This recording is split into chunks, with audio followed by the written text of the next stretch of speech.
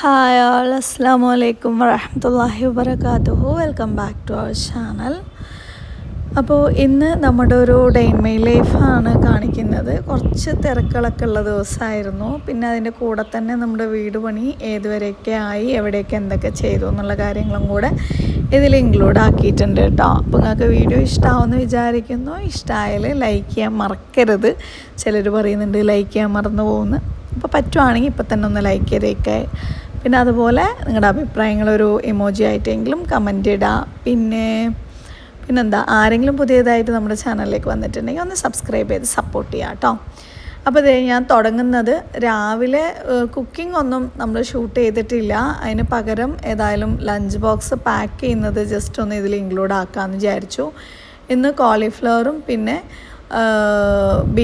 ബീൻസും ക്യാരറ്റും കൂടിയുള്ളൊരു ഉപ്പേരിയും വൈറ്റ് റൈസും പിന്നെ ഫ്രൂട്ട്സായിട്ട് ഓറഞ്ചും ആണ് കേട്ടോ ഉള്ളത്.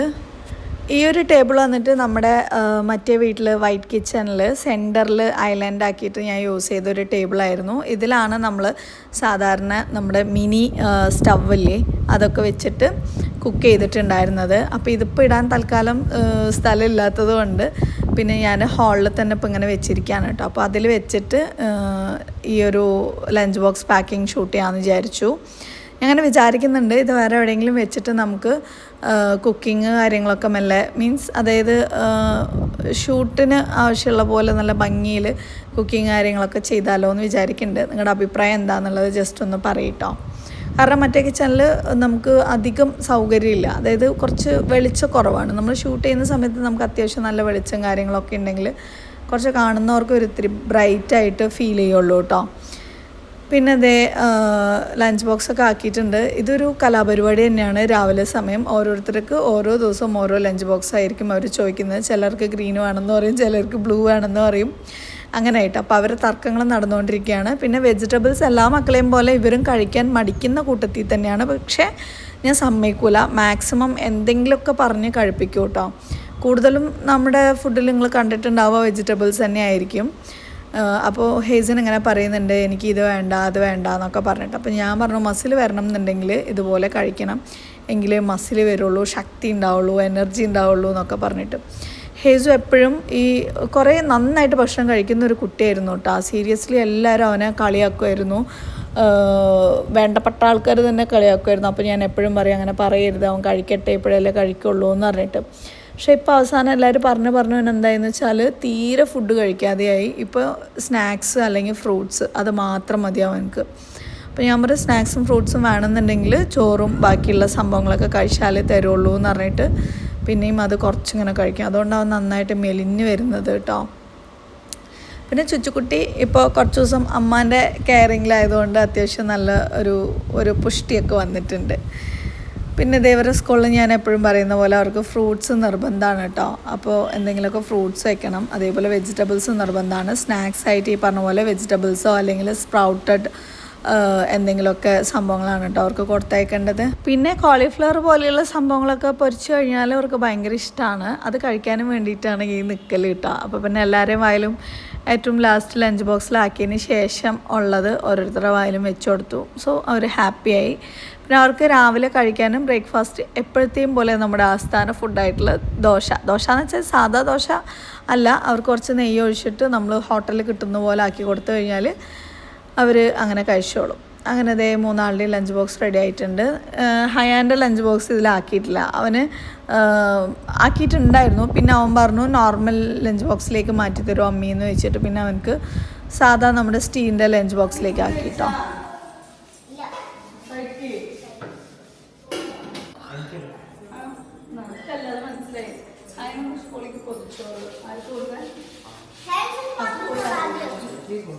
ഇന്ന് ഹയാൻകുട്ടന് സ്കൂളിലേക്ക് പൊതിച്ചോറ് വേണമെന്ന് പറഞ്ഞിട്ട് അതാക്കിയിട്ടുണ്ട്. അവനക്കല്ല കേട്ടോ, പാവപ്പെട്ട ആൾക്കാർക്ക്, ഇങ്ങനെ ഫുഡ് കഴിക്കാതിരിക്കുന്ന ആൾക്കാർക്ക് കൊടുക്കാൻ വേണ്ടിയിട്ട് കുട്ടികൾക്ക് കൊണ്ടുവരാൻ പറഞ്ഞിരിക്കുകയാണ്. അപ്പോൾ അതാണ് അവൻ്റെ കയ്യിലുള്ളത്. പിന്നെ അതേ ഞാൻ നേരത്തെ പറഞ്ഞില്ലേ ഹയന് എനിക്ക് ആ ടിഫിനിൽ വേണ്ട, നോർമൽ ടിഫിനിലേക്ക് ആക്കി തരുമോ എന്ന് ചോദിച്ചു. പിന്നെ കുറച്ചും കൂടെ ചോറ് അതിലേക്ക് ആഡ് ചെയ്തിട്ട് ഹയന് കൊടുക്കുകയാണ് കേട്ടോ.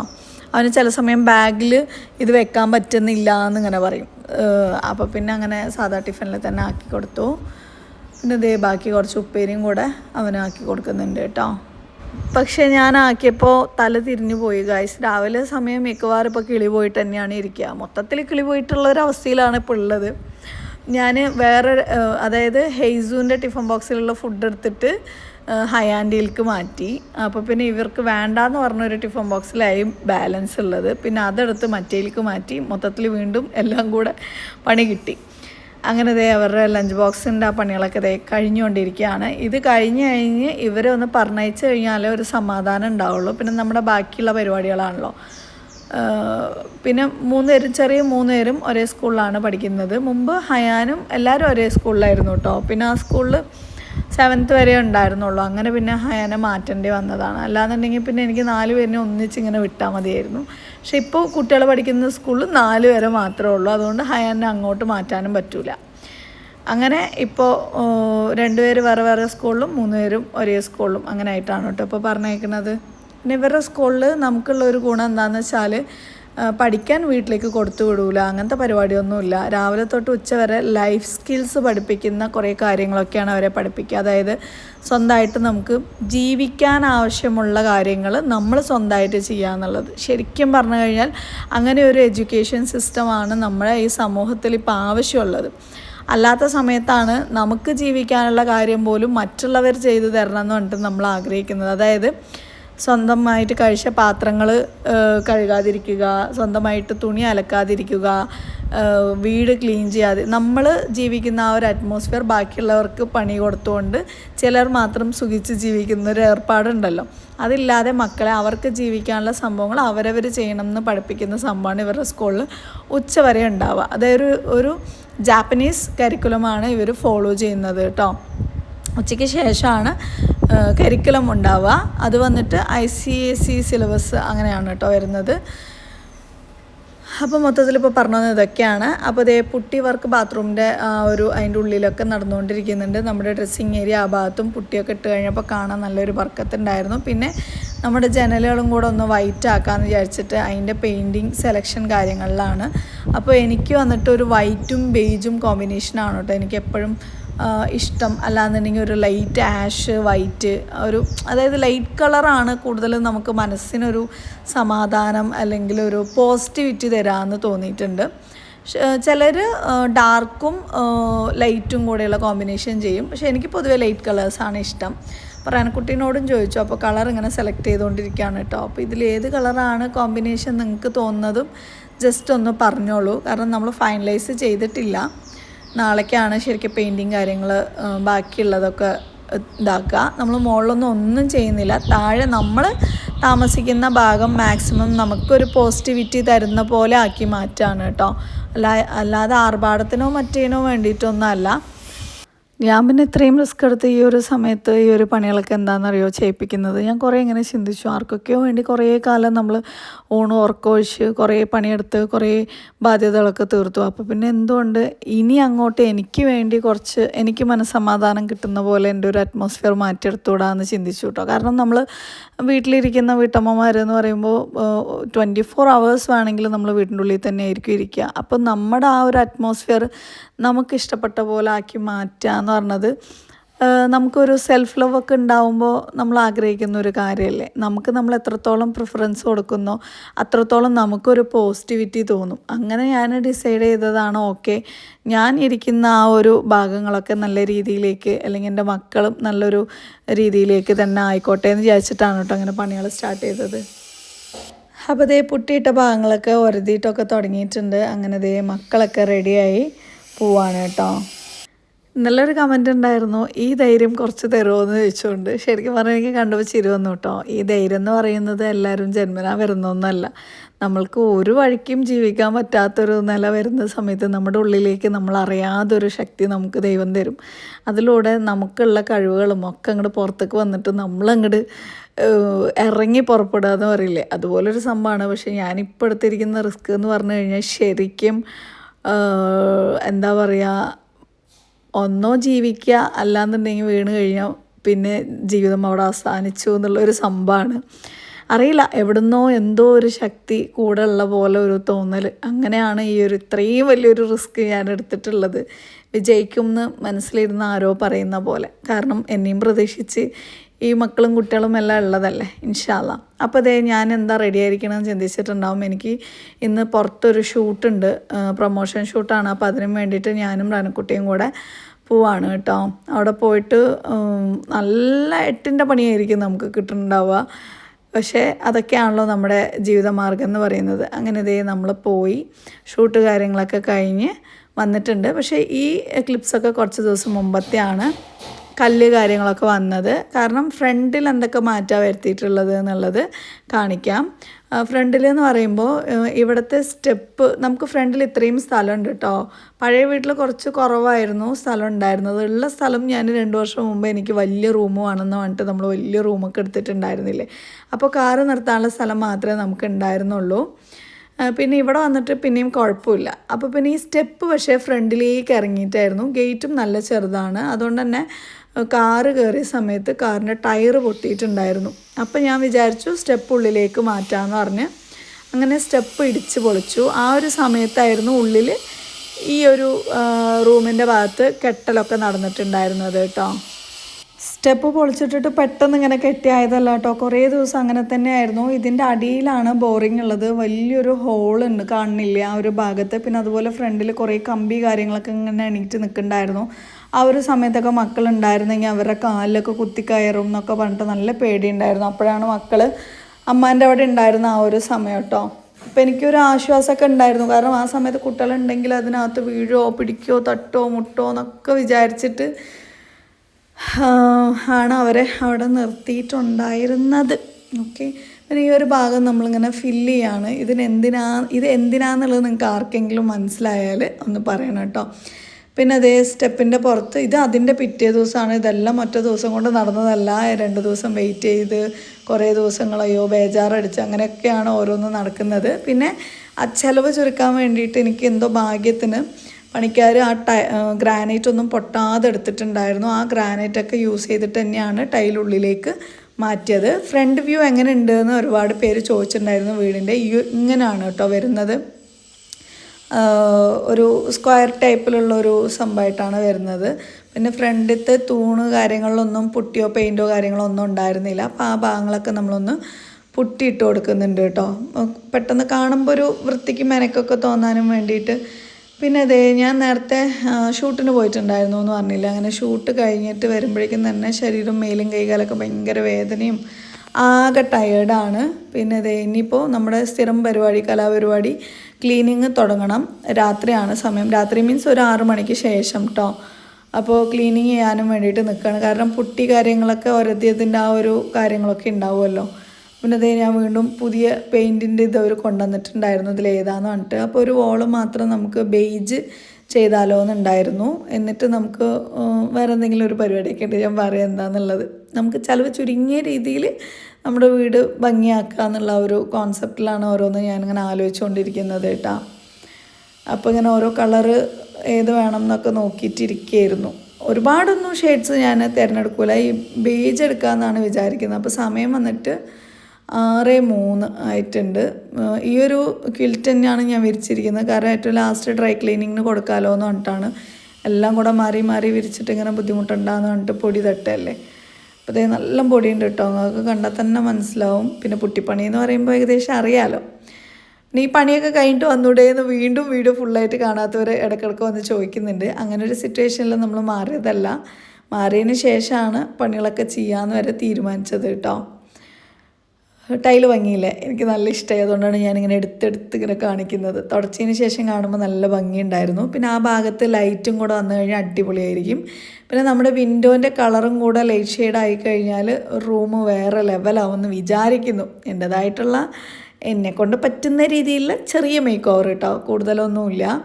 ടേബിളിലൊക്കെ ഫുള്ള് പൊടിയാണ്. ടേബിളൊന്നും തൽക്കാലം ഞാൻ ഇപ്പോൾ തുടയ്ക്കാൻ നിന്നില്ല. കാരണം നിലം വേഗം തുടച്ചില്ല എന്നുണ്ടെങ്കിൽ മക്കൾ വന്ന് ഉരുണ്ട് കളിക്കാനായിട്ട് തുടങ്ങും.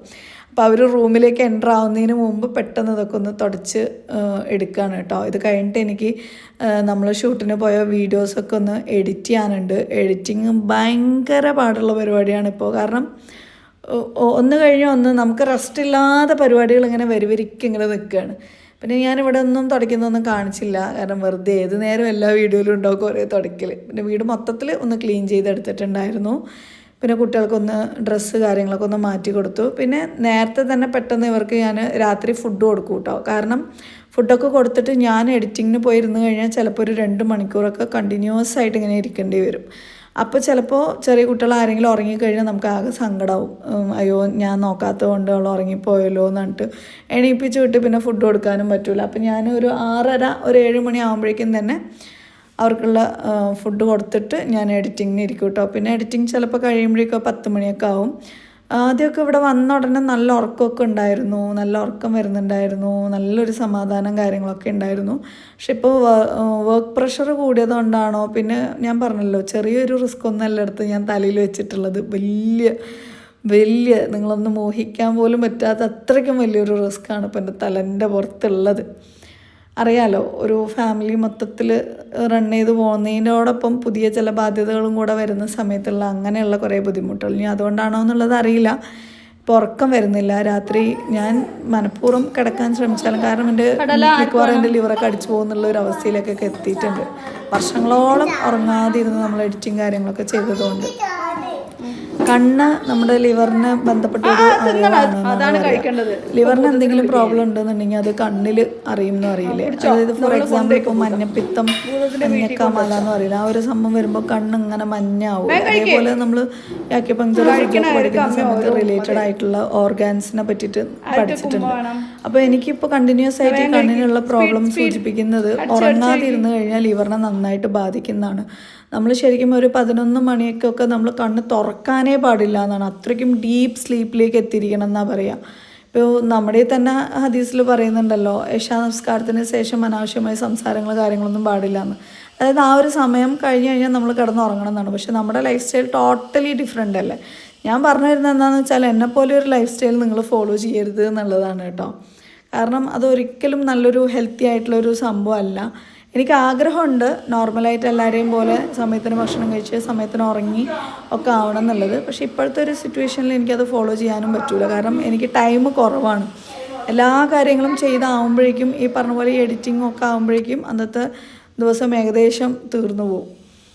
അപ്പോൾ എന്നാലും ഉറങ്ങാൻ മൊത്തത്തിൽ ഇപ്പോൾ പറഞ്ഞത് എന്താണെന്ന് വെച്ചാൽ, ഉറങ്ങാൻ ശ്രമിച്ചാലും എന്നെക്കൊണ്ട് ഇപ്പോൾ ഉറങ്ങാൻ സാധിക്കുന്നില്ല ഗൈസ്. കുറേ ചിന്തകളാണ്. പിന്നെ അത്തുണ്ടായിരുന്നെങ്കിൽ എത്ര നന്നായിരുന്നു എന്നെനിക്ക് തോന്നിയിട്ടുണ്ട്. ഫിനാൻഷ്യലി ഹെൽപ്പൊന്നും അല്ല കേട്ടോ. ഞാൻ ഒരിക്കലും എൻ്റെ അത്താൻ്റെ അടുത്ത് പോലും ഫിനാൻഷ്യലി ഒരു ഹെൽപ്പ് ഞാൻ ചോദിച്ചിട്ടില്ല.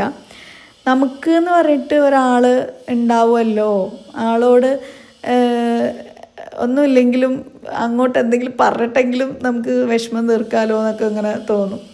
പിന്നെ ഹെയ്സൻ മെല്ലെ പാത്രം കഴുകാതെ മുങ്ങാൻ നോക്കിയതാണ്. ഞാൻ പിന്നെ കൈയോടെ പിടിച്ചു. പക്ഷെ അവൻ കഴുകിയ പാത്രം ഞാൻ വീണ്ടും വാഷ് ചെയ്ത് വെക്കും കേട്ടോ. കാരണം അവർക്ക് മനസ്സിലാവണം, അവനവൻ ജീവിക്കണമെങ്കിൽ അവനവനും കൂടെ പണി ചെയ്യണം, അല്ലാതെ മറ്റൊരാളെ പണിയെടുപ്പിച്ച് നമ്മൾ വെറുതെ ഇരിക്കരുത്. അതാരാണെങ്കിലും ശരി, സ്വന്തം ഉമ്മ ആണെങ്കിൽ ശരി, അവർ മനസ്സിലാക്കണം നമുക്ക് ഈ ഭൂമിയിൽ സർവൈവ് ചെയ്ത് പോകണമെന്നുണ്ടെങ്കിൽ നമ്മുടേതായിട്ടുള്ള കുറേ പണികൾ നമ്മൾ ചെയ്യണം എന്നുള്ളത്. അപ്പോൾ അതിന് വേണ്ടിയിട്ട് അവരെ കൊണ്ട് ഞാൻ അങ്ങനെ കഴിയിപ്പിക്കുന്നതാണ് കേട്ടോ. പിന്നെ ചുച്ചുക്കുട്ടിക്ക് ഇഷ്ടമാണ് ക്ലീനിങ് കാര്യങ്ങളൊക്കെ ചെയ്തു തരാനും വേണ്ടിയിട്ട്.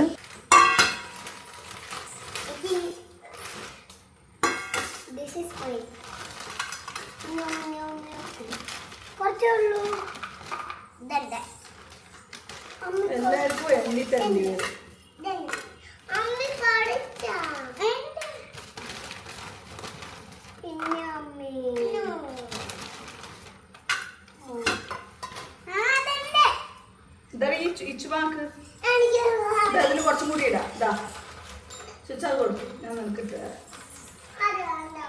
നല്ല തിമിരുണ്ട്.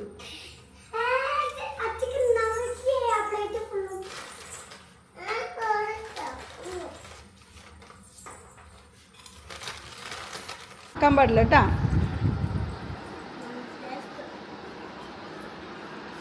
കുറച്ച് നേരം കഴിഞ്ഞ് വന്ന് ഉറങ്ങണം കേട്ടാ. ചുറ്റും നല്ല സാമർത്ഥ്യം.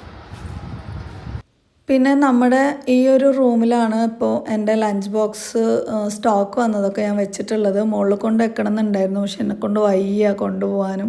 പിന്നെ ഈ ഒരു റൂം ക്ലീൻ ആക്കണം എന്നുണ്ടായിരുന്നു. പക്ഷേ സത്യം പറഞ്ഞു ഞാൻ ആകെ ടയേർഡായതുകൊണ്ട് ഞാൻ ഒന്നിനും നിന്നില്ല. നമ്മുടെ ഹയാൻകുട്ടൻ അങ്ങനെ സുഖമായിട്ട് ടി വിയും കണ്ടുകൊണ്ടിരിക്കുന്നുണ്ട്. ഞാൻ പിന്നെ അതേ ഒരു ഗ്ലാസ് വെള്ളവും കുടിച്ചിട്ട് പോയി എഡിറ്റിങ്ങിന് ഇരിക്കാമെന്ന് വിചാരിച്ചു. അപ്പോൾ മക്കളെയും കുറച്ച് നേരം ഒന്നിങ്ങനെ നോക്കിയിരുന്നു. അതിന് ശേഷം എൻ്റെ എഡിറ്റിംഗ് വർക്കിലേക്ക് ഞാൻ കടക്കാനായിട്ട് പോവാണ് കേട്ടോ. പിന്നെ ഇച്ചു ബേബിക്കും ചുച്ചുക്കുട്ടിക്കും നഖം വെട്ടി കൊടുക്കാനുണ്ടായിരുന്നു. ഹെയ്സൻ്റെ കയ്യിൽ പിന്നെ നഖം നോക്കിക്കഴിഞ്ഞാൽ കാണൂല. അവനൊരു വൃത്തിയായിട്ടൊരു സ്വഭാവമുണ്ട് നഖം കടിക്കൽ കേട്ടോ. പക്ഷെ ചുച്ചുക്കുട്ടീനെ കിട്ടിയില്ല. അപ്പോൾ ഇച്ചു ബേബിക്ക് മാത്രം നഖം വെട്ടാണ് കേട്ടോ.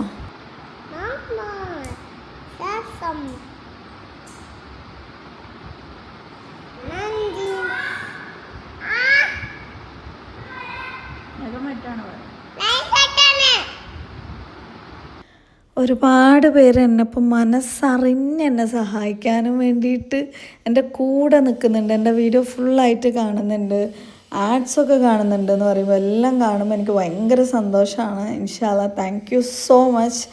ഒരുപാട് നന്ദിയുണ്ട് കേട്ടോ. അപ്പോൾ ഇന്നത്തെ വീഡിയോ ഇത്രയൊക്കെയാണുള്ളത്. വീഡിയോ ഇഷ്ടമായിട്ടുണ്ടാവുമെന്ന് വിചാരിക്കുന്നു. ഇഷ്ടമായി ലൈക്ക് ചെയ്യാൻ മറക്കരുത്. അപ്പോൾ മറ്റൊരു വീഡിയോയിൽ കാണുന്നവരെ ഇൻഷാ അല്ലാഹ് ബൈ ബൈ, ടേക്ക് കെയർ, അസ്സലാമു അലൈക്കും.